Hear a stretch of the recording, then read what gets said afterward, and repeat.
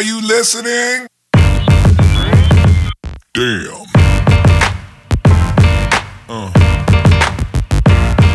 Yeah. Yeah.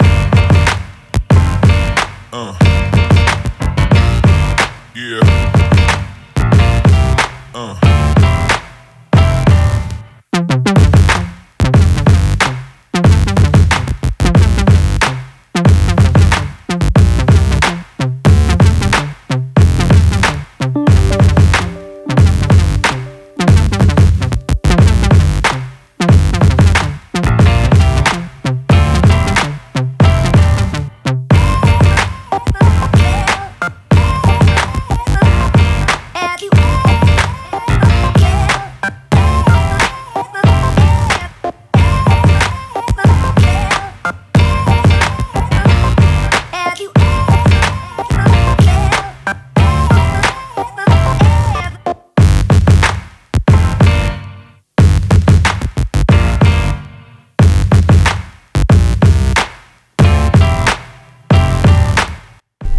Hey, salut à tous, c'est Garage Bros Adventure. On se retrouve aujourd'hui en direct de Floride où j'ai la chance de passer quelques vacances en famille, plus précisément sur Cape Coral, pas loin des Everglades, voilà, dans cette zone-là. On a pris un véhicule de location pour circuler un petit peu en Floride pendant ces vacances-là et je profite de ça pour vous proposer un petit test à l'arraché et un peu en mode hors série de ce véhicule-là. Mais je pense que ça valait le coup parce qu'il est quand même plutôt hors norme par rapport à ce qu'on a l'habitude de voir en France. Et donc sans plus attendre, je vous parle de la bagnole. C'est un GMC Yukon XL SLT, donc un gros 4x4 familial avec un gros moteur à l'américaine. Pour donner quelques chiffres, pour que ce soit un petit peu plus parlant de cette bagnole-là, on est sur un véhicule qui fait à peu près 6 mètres de long, pas tout à fait mais presque 6 mètres de long, qui pèse 3,4 tonnes à vide.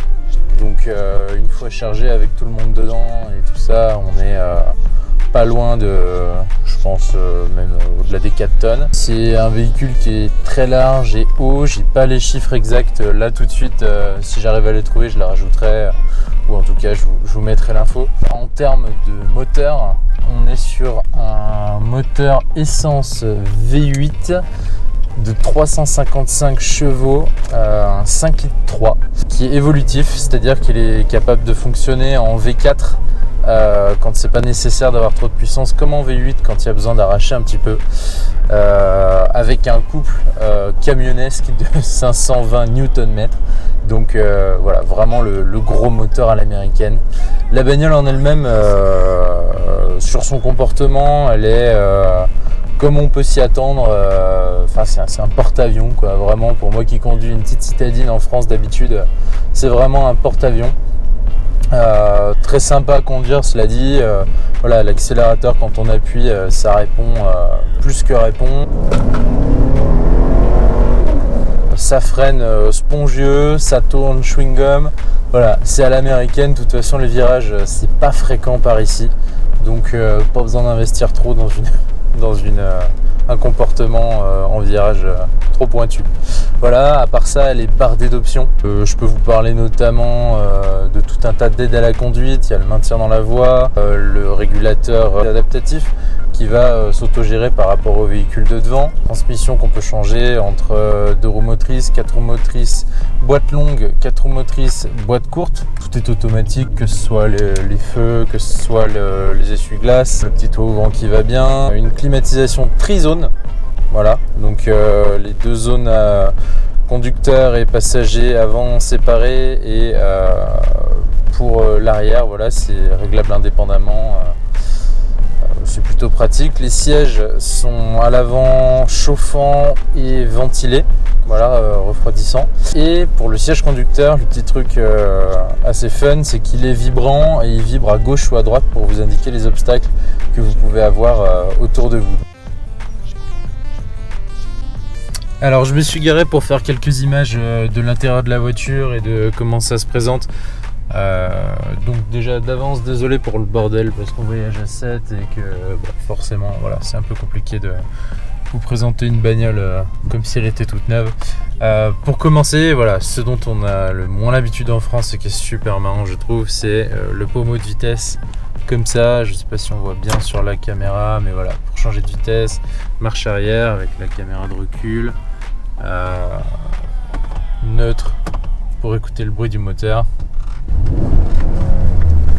Voilà, bien sympa. Drive. Et L, c'est une position manuelle où on peut passer les vitesses avec ça, plus, moins. Voilà. Là, on a la fameuse boîte de vitesse, différentes assistances ici, les réglages automatiques des feux. Il y a quelques petites choses qui sont extrêmement bien pensées, comme le coup du pare-soleil, vous savez, qui est toujours trop court sur cette partie-là. Et ben là, voilà. Et ça, franchement, c'est la vie. Ici on arrive sur le panneau central, voilà, avec l'écran tactile qui est ici, voilà. Les sièges, là ils sont en mode refroidissant avec 3 puissances ou en mode chauffant en bas, en haut, voilà. Ça c'est la partie climatisation arrière.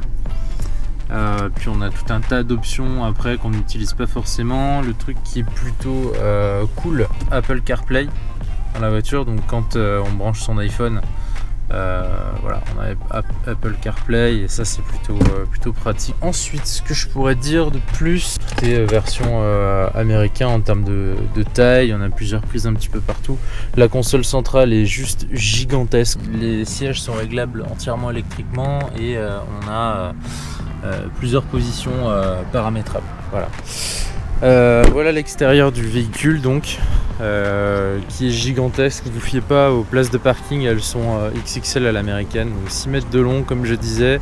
En termes de hauteur, je sais pas si on se rend compte, mais moi je fais 1m85 et ça m'arrive ouais, juste en dessous de la poitrine, le capot. Donc c'est vraiment big.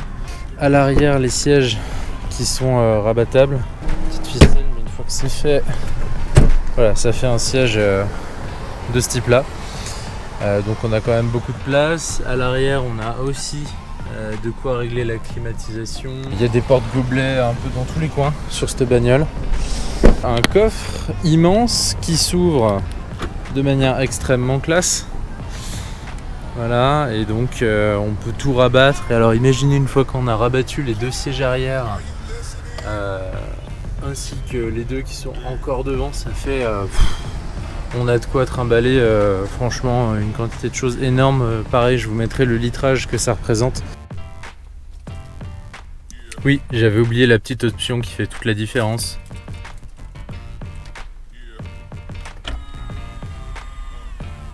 Si c'est pas extrêmement la classe ça, voilà de quoi ranger un petit quelque chose avec une prise USB au fond.